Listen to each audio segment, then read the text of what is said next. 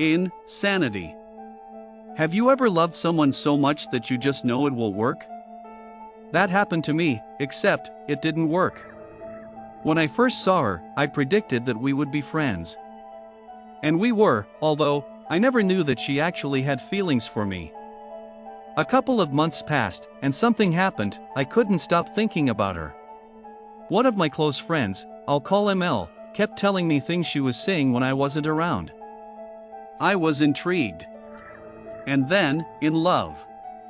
The week of nervousness and anxiety kicked in, and I kept telling myself today, I'll ask, but I kept putting it off until Friday. Well, not exactly putting it off. We had rehearsals every day for GCSE drama, so we were both quite busy. On that Friday, I finally got round to asking her. She told me that she used to have feelings for me, but had moved on. She still wanted to be friends, really good friends, of course. Then, I thought about her in my every waking moment, and in my sleep. I'd sometimes even shed a tear over the lost opportunity that still seemed wide open. Our love was broken. We loved at different times. Every day and night I tried to calm myself with music. Mostly the ones that cheered me up when my best friend hated me. But that was different. Every day, I'd get home from school, I would see her online on Facebook, but the demon tells me not to speak to her. My room would start to melt whenever I heard her name, or spoke of her with an even closer friend, whom I will refer to as G. My relatives of old would speak to me from heaven, telling me to move on, and to be stronger. But how could I be strong, when I am talking to dead relatives? I had an appointment with the master of insanity in my nightmare, and he said that I was very far from sane. I still loved her. I wanted to be with her until death. But her and all the others are long gone, far from my reach. I sat in my bedroom. The day outside was gray, and there was a thick layer of dust everywhere. I hadn't been at school for a long time, and neither had they. I don't remember most of them. I don't remember how old I am, or the name of the village I live in. My name means nothing. I hadn't heard from G in about 3 years. The house, if you could still call it a house, was desolate. Except a table. A table and a pill, not the others I was taking, which I ran out of over 2 years ago. One single cyanide pill. I took it. My heart stopped, my vision blurred for what seemed like forever. I woke in my bed. Everything was how it was before I asked. I went downstairs and saw them. My grandparents. The ones I had wanted to meet the most. And I couldn't believe my eyes. I saw her. As beautiful as she was the day I asked. She told me that all of my friends died in some kind of car wreck. They were all there. L, G, everyone.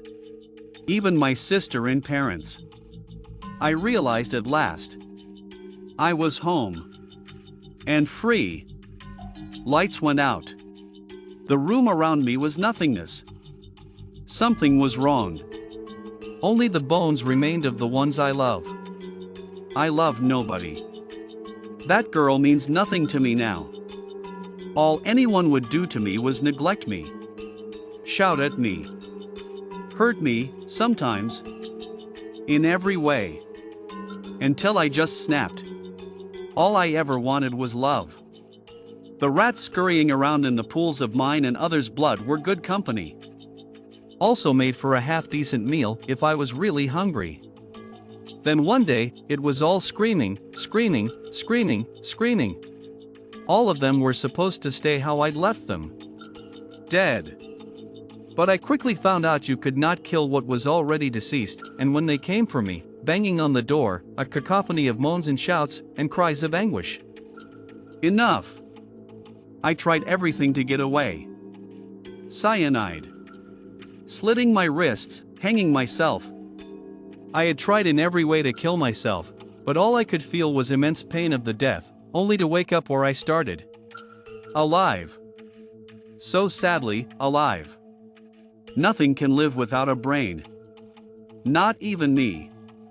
I picked up my old rusty knife and stabbed it into my right eye and dug deep until a huge gaping hole was on one side. It was as if I was watching myself do it. I could see my hand reaching up to the hole in my face, I could see my overgrown fingernails clawing away at tissue. Until at last, I reached my brain. My fucked up mind. There was not brain. With my remaining eye, I looked into a broken mirror. Fog. A pale blue fog filled my head. No wonder it was so easy to get through, I saw no skull. The pale blue fog seeped out of the hole in my face and engulfed the room. I blacked out. When I awoke, it was as if nothing had ever happened. Except the wound stayed. Not the whole wound, but it was as if the chunk of my face I'd ripped out was simply sewn back to my head. With full vision intact, I walked over to my broken mirror to see that my face was better, apart from a line of stitches. I woke up the next day, covered in scars. Could have been anything, rats, clawing myself in my sleep, anything.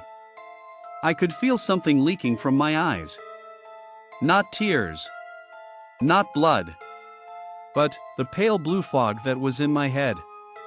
Coming out of my eyes, and settling in front of me. It formed some kind of puddle. Then, formed something I hadn't seen in a long time. A person. Whether I was hallucinating or not, I didn't care. It was someone else to kill.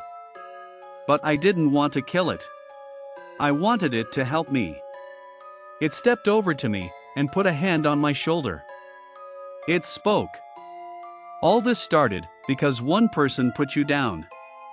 That's not true. It was everyone. All my friends left me. My family knew nothing about me. Acting happy was hard. That was no reason to live like this. Your old house. You haven't changed clothes in God knows how long. You try to kill any living thing you see. I can stop that. Can you kill me? Yes, but I won't do that. I can send you back, though. Before everything, and then you'll know not to do it. Let me do this? Do it. I blacked out, and woke up in my home, my real home. I looked at the date, 2013. The year I asked. My mother came in shouting at me to get up, or I'll be late for school. I arrived at school. I don't remember anything about it, or who my friends are. I do remember her. There was a crowd gathered in a circle, teachers trying to calm everyone. I tried to catch a glimpse of what it was, and it was her. Impaled on a javelin. I ran. I ran out to the field, ran to the caretaker's shed and cried. The pale blue fog came towards me. I saved you. Why are you crying? She was my friend. You killed her. So very pathetic. I might as well do the same to you. But I won't. I'll let you live with this, knowing it's your fault. And, no. You still can't die, sweet dreams. And I was left alone. Crying. Crying. Crying.